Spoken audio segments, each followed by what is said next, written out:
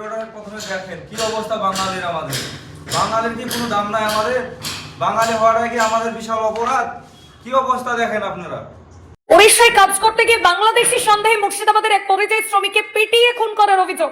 তীব্র চাঞ্চল্য। পোস্টমর্টমের ঘর থেকে বেরোলো লাশ।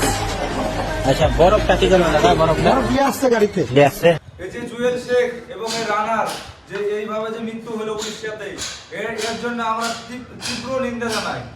রাজ্য সরকার কি ইয়াতে পদক্ষেপ নিচ্ছে আমাদের পরিযায়ী শ্রমিকের? আমরা বাঙালি কোনো কি আমাদের দাম নাই? বাঙালি হওয়া কি আমাদের বিশাল অপরাধ?